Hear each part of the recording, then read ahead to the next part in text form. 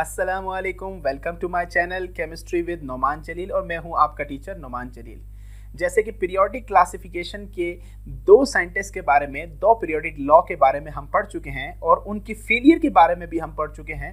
तो थर्ड जो periodic classification या पीरियोडिक लॉ जो हम पढ़ने जा रहे हैं, it is related to a scientist which is not much included in your syllabus.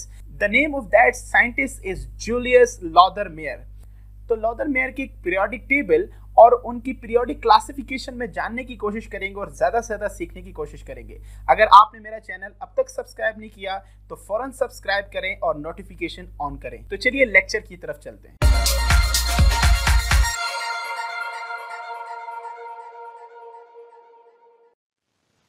अब हम डिस्कस करेंगे पीरियोडिक क्लासिफिकेशन में एक ऐसे साइंटिस्ट को, एक ऐसे जर्मन साइंटिस्ट को जिनकी कंट्रीब्यूशन तो बहुत ज्यादा है, बट बदकिस्मती से तारीख के अंदर इनकी कंट्रीब्यूशन को दर्ज नहीं किया जा सका।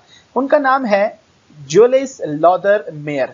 अगर लॉदरमेयर की बात की जाए तो आपकी कोर्स बुक के अंदर या तो लॉदरमेयर की क्लासिफिकेशन होगी ही नहीं, अगर होगी भी तो एक छोटी सी क्लासिफिकेशन के नाम से लॉदरमेयर को डिफाइन किया गया। Lothar Meyer, Julius Lothar Meyer was a German chemist. In 1864, he published the first version of periodic table through his book Die Modernen Theorien der Chemie. अगर हम बात करते हैं, लॉदरमेयर ने अपना पहला पीरियोडिक टेबल 1864 के अंदर अपनी बुक के अंदर पब्लिश किया। अगर हम थोड़ा लॉदरमेयर की हिस्टोरिकल बैकग्राउंड के ऊपर बात करते हैं तो इन 1862 he started working on his book Die Modernen Theorien der Chemie which describe the first version of his periodic table.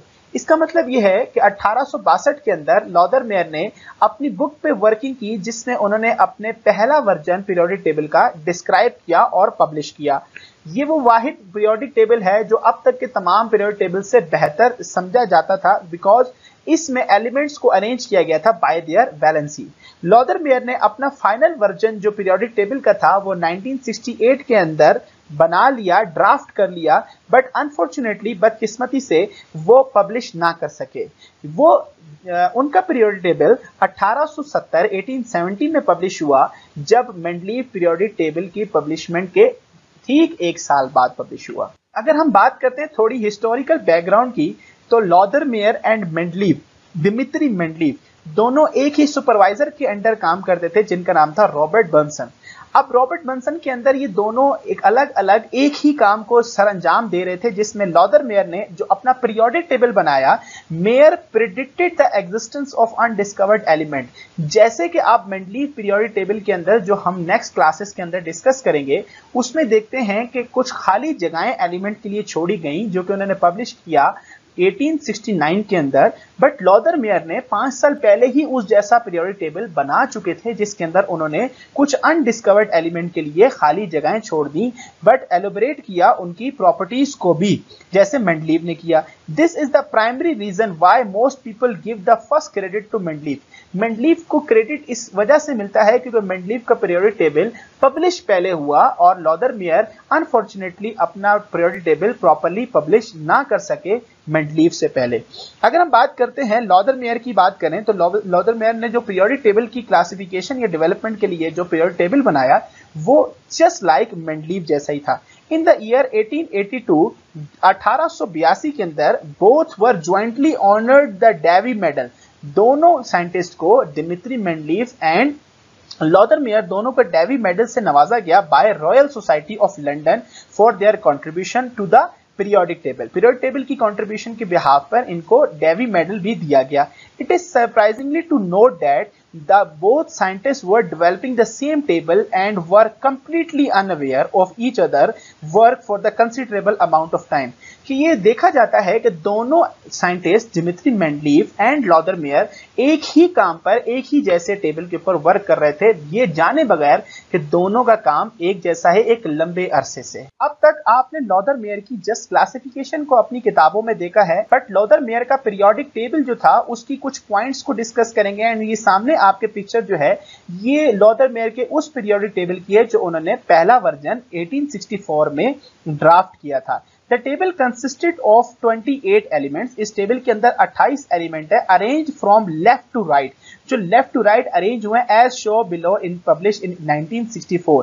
ये 1964 के अंदर पब्लिश किया हुआ पीरियोडिक टेबल है जो उन्होंने अपनी बुक के अंदर पब्लिश किया था। It is clear that he not only ordered the element with increasing atomic weight, इन्होंने ना ही सिर्फ अपने तमाम के तमाम एलिमेंट को according to increasing order of atomic weight arrange किया, बट ऑल्सो ग्रुप देम, और उनको ग्रुप भी किया अकॉर्डिंग टू देयर वैलेंसीज, उनकी वैलेंसीज के मुताबिक। It was the first drastic change in the periodic classification. ये पहली ड्रास्टिक चेंज है पीरियोडिक क्लासिफिकेशन के कि किसी एलिमेंट्स को उनकी वैलेंसी के मुताबिक अरेंज किया जा रहा है। The grouping of elements based on their valency, और एलिमेंट्स की जो ग्रुपिंग थी वो किस बिहाफ पे की गई, वो वैलेंसी के बिहाफ पे की गई। जैसे कि आप यहाँ पर देख सकते हैं कि यहाँ पर टॉप में वैलेंसीज लिखी हैं 4, 3, 2, 1 एंड 2। तो यहाँ ये वैलेंसीज हैं तमाम के तमाम जो कि जिसकी बिहाफ पर लॉदर मेयर ने अपना टेबल को ड्राफ्ट किया।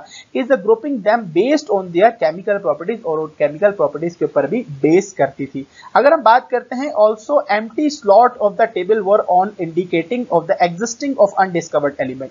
जैसे कि जो सबसे ज्यादा मेंडलीव को पॉपुलर करती है, मेंडलीव के पीरियोडिक टेबल को पॉपुलर करती है, वो है उनके टेबल में वो अनडिस्कवर्ड एलिमेंट की जगहें खाली छोड़ना, और जो बाद में डिस्कवर्ड हुए जो हम डिस्कस करेंगे अपने नेक्स्ट लेक्चर के अंदर, तो वो उन्होंने 1869 के अंदर पब्लिश किया, बट 1864 के अंदर ही न्यूलैंड ने अपने टेबल के अंदर ही वो तमाम की तमाम प्रॉपर्टीज जो मेंडलीव जिनकी वजह से मशहूर हैं वो ऑलरेडी पब्लिश कर चुके थे।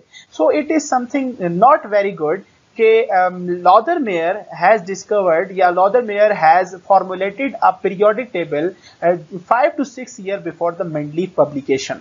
सो ये एक तारीख की एक कंडीशन है जो कि लॉदर मेयर का साथ ना दे सकी। अगर हम बात करते हैं लॉदर मेयर की क्लासिफिकेशन की, you must have seen this graph in your books, आप अपनी बुक्स के अंदर यकीनन देखा होगा। तो लॉदर मेयर ने एक ग्राफ प्लॉट किया, एक क्लासिफिकेशन जो दी।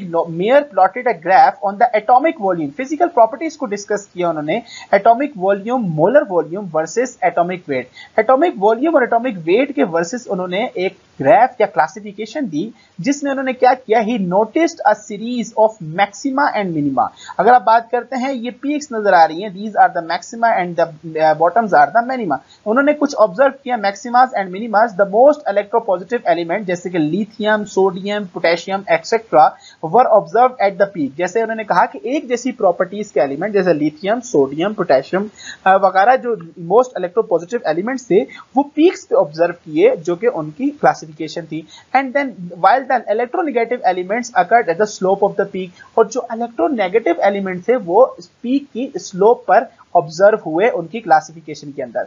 अगर हम देखते हैं उनकी चार्ट को क्लोजली, अगर हम उसको क्लोजली देखें, all the element between two consecutive maxima belong to the same period in the modern periodic table. अगर हम बात करते हैं उनके पीरियोडिक टेबल या उनकी पीरियोडिक क्लासिफिकेशन की बात करें, नॉट टेबल, तो क्लासिफिकेशन के अंदर हर all the elements between two consecutive maxima, अगर ये मैक्सिमा को हम कंसेक्यूटिव मैक्सिमा की बात करते हैं तो belong to the same period, ये एक सेम पीरियड से ताल्लुक रखते हैं इन मॉडर्न पीरियोडिक टेबल।